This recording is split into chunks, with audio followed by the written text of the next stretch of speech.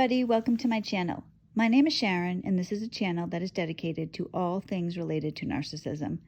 I've been married to a covert narcissist for almost 20 years. I'm separated from him now, and what I do with this channel is I use my real-life experiences to get information out there to people about what narcissism really is, what it looks like, what it does to you, and what it does to your family. In today's video, I'm going to be talking about the night my husband was carted off to a mental hospital. So if you are with a covert narcissist, it is so crucial for you to understand who this person really is. This is really what my channel is about. It is about warning people, helping people to see who they are with, what this person is capable of, and to get themselves in a better situation. Covert narcissists are actors. They're liars. They will do and say anything to keep themselves one step ahead of their actions having consequences. That really is the basis of their life. They make terrible decisions. They do not put their family first ever. They only put themselves first. They get themselves into financial difficulties. They end up cheating on their spouses. They're always caught up in these lies. They're always playing games. Once you recognize what is going on, once you think maybe you recognize what's going on, it is crucial for you to take steps immediately, because sadly, it doesn't get better. A narcissist is extremely mentally ill. It is a permanent mental condition. Narcissists don't change, but you can change your circumstances. And I know that's an intimidating thing to think about, and you don't want to think about that, and you're hoping that the narcissist can change. But take it from me, take it from other people who have tried it that way. It never works. There's nobody that is out there that can tell you that, yes, my husband, my wife was, a covert narcissist, and now they're this fine, upstanding citizen, a dream spouse. It doesn't happen. The only choice you really have is to start your life over, no matter what that means. So in today's video, I'm going to talk about what led up to my husband being carted off to the mental hospital. My husband had the beginning of a collapse in 2018. His world, his lies started colliding, and he wasn't able to keep his head above water. So at this same time, I started waking up to the reality of who he was. I didn't know he was a narcissist. I didn't know he was a narcissist until August of 2019, the same month that he went to the mental hospital. But I did know that I was in an unendurable situation, and a situation that was unlikely to get better. I kept hoping he was going to get better. I kept hoping he was going to change, but it kept getting worse. So by the time the summer of 2019 rolled around, things were really bad. He was going through lengthy periods of silent treatment. He was also at this point, and this started around June, around my son's birthday, he started going on these benders where he would not come home. He just wouldn't show up. He would go and get drunk and be gone for a day or two. Then, he would have this pattern where he would call me, he would text me, he would come home, promise he was going to change, and then that lasted another few days or a week, and then this would happen again. He wasn't talking to me for long stretches of time. It was a horrible summer. It was so bad. Then August of 2019 rolled around. Now, we live in a different state from his parents. We were supposed to see, his parents live in a different state, and they were coming to visit us. So they were coming. We live in New Hampshire. They have another son too, so they were going to visit their two sons. Their other son isn't married, but obviously my husband is. So they were going to visit both their sons and then the kids and I. So I knew they were coming up, but I didn't know we were supposed to see them. Well, I knew. I should tell you this. So we were supposed to see them on a Saturday. My husband didn't know I knew. My mother happened to talk to my mother-in-law, and she said to me, "Oh, so you're going to see so-and-so this weekend." So I went along with it because I didn't want her to know what was going on. So, oh yeah, whatever. Yeah, we're going to see them. My husband didn't know I knew. So I was waiting to see when my husband was going to tell me. So this whole week, I'm thinking every day, is he going to tell me today? Am I going to find out today? I really wanted to know when he was going to tell me we were supposed to see his parents. I knew this had to have been weighing heavily on him. Because he wasn't talking to me, he knew that in order for me to see his parents, he was going to have to talk to me. He was going to have to be nice to me. He was going to want me to play happy wife. So every day rolled by and he didn't say anything. So then Friday comes. And I'm thinking to myself, all right, he has to say something today. So what I fully expected him to do was come home from work on Friday with some flowers, some fake apology, tell me how sorry he was, how much I meant to him, that, he wants to see that, his parents want to see me, they want to see the kids, and could we please just see them, and he's going to change, he's going to be different, he's going to be this great father, this great husband, the whole 9 yards. I fully expected that. I knew he had no respect for me. I knew he thought he could just throw some words and some flowers at me, and that was all it was going to take. To my surprise, this didn't happen. Instead of coming home with flowers, he didn't show up at the house. So Friday night, he just doesn't come home. He doesn't call. I don't know where he is. This was typical behavior at this point. So at some point, I just went to bed. Then in the middle of the night, my doorbell starts ringing. So I knew right away, obviously, that this pertained to my husband. People do not come to my door in the middle of the night. So in my house, the master bedroom is on the first floor. So the doorbell is ringing and I get up and I start walking towards the door. The way my house is situated, there's a lot of windows in the back of the house. The front of the house has windows, but the house is kind of situated sideways. So because of the angle of the house, I don't actually have a direct view outside unless I go upstairs to one room, and there's a few windows in this one room where I can see the whole outside of the house. But the master bedroom was downstairs, so it's the middle of the night, the doorbell is ringing, I start walking to the front door. Walking to the front door, I felt almost like I was in slow motion. I think I was in shock because I knew it was something bad. I could see, because of all the windows in the back of the house, all these flashing lights. I just see red and blue lights flashing. And I'm walking. It felt like I was walking a mile. I finally get to the front door. I open it up, and there are 2 cops standing at the door. One of them is holding a gun. He wasn't pointing it at me. He had a gun in one hand and a clip in the other hand. It was my husband's gun. So he starts telling me, there's the 2 cops. The one with the gun had tattoos, so I'll just refer to him as Tattoo Cop. So Tattoo Cop seemed to be the guy in charge. So he starts telling me that my husband was having a crisis and that they were going to take him to the hospital. And then he mentioned something about a firearm. I think he must have told me that he had a firearm with him, but I was so confused. I was in a daze. I was in shock, I think, because I thought he told me that my husband started a fire. So I start talking about this fire, and then he's telling me, no, he had a firearm. He was drunk. He was passed out. It took us a long time to wake him up. Apparently, he was on the street. So he was a little bit up from my house, and he was passed out in the car with a loaded gun. Somebody must have been walking a dog or something and saw him, called the police, and then the police came. Police, ambulance, fire truck. So, the whole 9 yards it was a scene out front of my house. So they were trying to bang on the window and they couldn't wake him up. So finally, he said it took them 10 minutes or so to actually wake him up. They woke him up and he was not happy to see them. So he was belligerent, he was causing a scene, and because he had the loaded gun, they handcuffed him. So they handcuffed him and he was carrying on. And at this point, they came and got me. So the other cop told me that if I wanted to, the other cop seemed stricken. I think he was young. I think he was afraid that I was going to freak out, that I was going to start becoming hysterical. I have been able throughout this whole time with my husband, and I really think it's just because I'm so used to dealing with him. I'm very calm, like just the way I'm talking to you now. I was talking to them. I didn't cry. I didn't scream. I nothing. I was talking to them matter-of-factly. I've been so programmed through the years with my husband to just handle these type of crises completely calm. So he asked me if I wanted to get in the ambulance with my husband. And then Tattoo Cop said, you know what? Why don't you go deal with that? I'm going to talk to her. I don't want her to see him. I don't think she's going to want to see him right now. I want to really protect her from what she would see if she went over there now. So I don't know what was really going on for him to say that.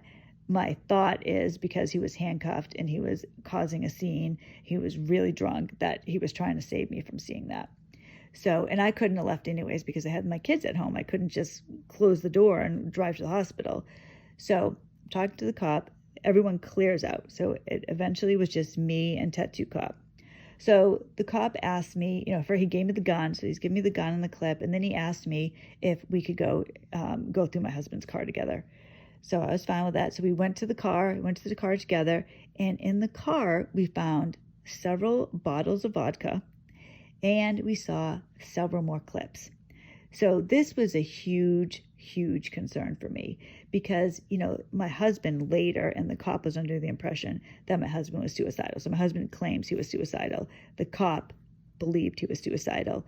But when I saw I can't remember now if it was 2 or 3 clips. So each clip had 10 bullets in it. So, fine. There was one in the gun. So he had 10 bullets there. That's fine. I don't know why he would have needed several more clips. He had either 2 or 3, so he had either 30 to 40 bullets with him. I don't know why he needed that many bullets. That was a huge concern of mine because I'm thinking to myself, well, what was he going to do? What if I came up to the car? What if the kids had gone up to the car? What would have happened? I don't know what he was planning. I know he was very upset because he was afraid to tell me that we were supposed to see his parents the next day. I don't know what he was going to do. As you can see, he wasn't making, rational decisions to begin with. Narcissists can be extremely dangerous. So I don't know. Maybe it was nothing, or maybe he was going to really cause some problems, but that terrified me. That was the scariest part of this whole thing when I saw all those bullets. I didn't know why he had all those bullets. So cop was talking to me and he finally left, and he told me that what hospital he was going to be at. He was going to call me tomorrow and see how things were, if I needed anything, and then he left. So he told me there's really no rush to get to the hospital because he's going to be there for a while. So then I had to go into the house and talk to my kids. When you have children with a narcissist and the narcissist is in crisis, you have to have very difficult, uncomfortable conversations with your children. It is traumatic for them and for you.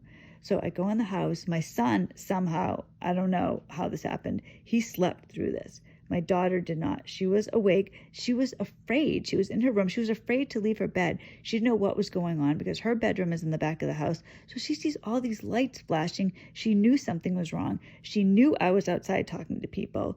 So I have to sit there. I have to tell her that her father was carted off to the hospital, that he is okay. He's not dead, but he's at the hospital and I have to go to the hospital. So I had to leave her. I had to leave her afraid to go to the hospital.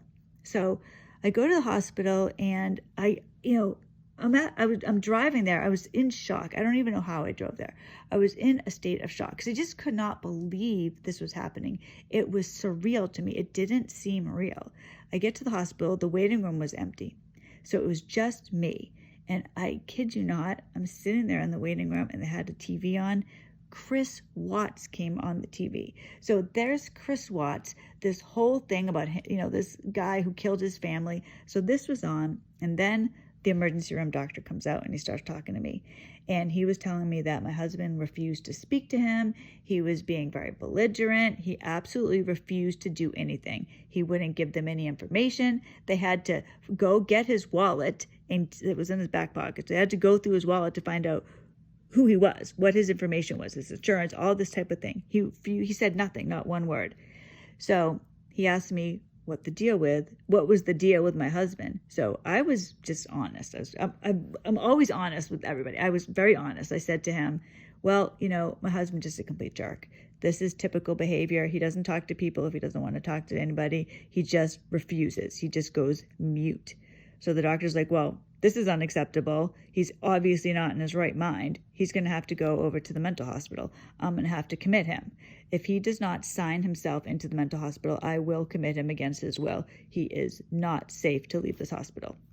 So at this point, I'm like, oh my gosh, I was a stay-at-home mother. My husband was the breadwinner.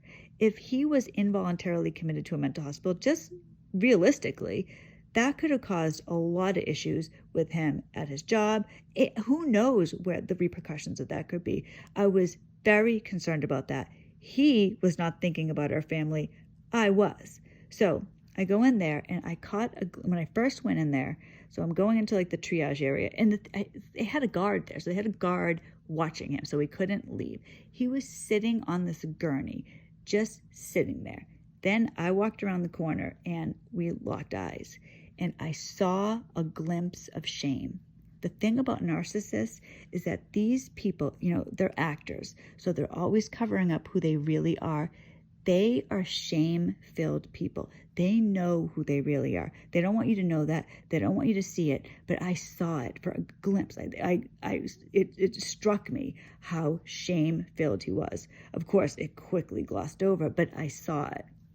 So then I'm sitting there, and I'm talking to him. He does not ask me if the kids woke up, what's up with the kids, where are the kids okay? He didn't ask me if I was okay. No, he didn't care. He didn't say anything. So I'm trying to talk to him, and I'm telling him he's going to be committed to a mental hospital, that he has to voluntarily sign himself into the mental hospital, that if he doesn't, he's going to regret it. It's going to cause repercussions that are going to follow him for the rest of his life. He has to do it. Then he starts telling me, so he starts talking at this point, I don't want to go to a mental hospital. They can't make me do this. So I'm sitting here, yes, they can. You're acting crazy. They absolutely can do this. You have to sign yourself in. So we're going back and forth, back and forth, back and forth. Finally, I convinced him to voluntarily commit himself to the mental hospital. So at this point, I stayed with him for a little bit, and then, with the guard there, so I'm standing there. I wasn't alone with him. There was the guard there the whole time. Doctor was doing paperwork or whatever, and then they got him and they carted him off to a mental hospital. At that point, I left and I went home, and I had to talk to my children. It was in the early morning at that point, and my son was awake. So it was very difficult to talk to my children, to have to talk to them about this. And I know that there's different theories about what people do in situations like this. Some people feel like it's really better to soften it. And I did soften it a bit, but I also feel, just my own personal opinion, and my kids are teenagers, so they are older, that it's better to be honest. It's better to tell them what is really going on, because I don't want them, they'd find out later anyways. I wouldn't want them to feel like, because it's very difficult when you're the parent who is not mentally ill.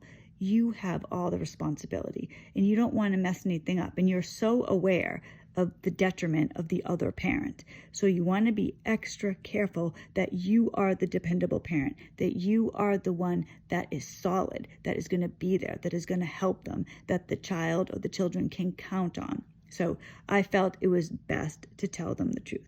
So I told them that their father had had a mental collapse, that there were a lot of problems, and that he's in a mental hospital where they're going to try to help him. So I kind of left it at that. There's obviously much more to the story, but I left it at that, and the kids seemed okay. And it's horrible because you don't know how this is really affecting them, because for me as adults, how do you handle this? You can't believe it.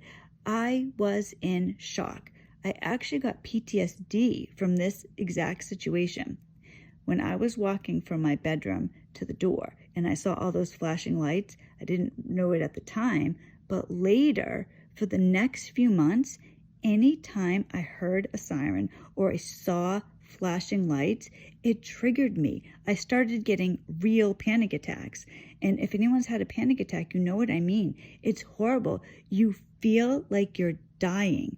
So I say the pain, it's not physical pain. It's just emotional agony. You feel very afraid. You cannot get yourself under control. You can't think about anything. You're stuck on this fear. You're just fixated on fear. You feel like you're going to have a heart attack. I felt like I was going to have a stroke.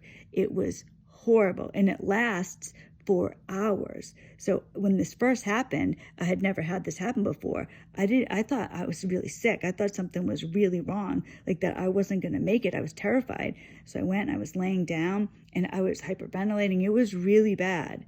Eventually, I got myself under control, but it had happened several other times, and it would be triggered by these sirens.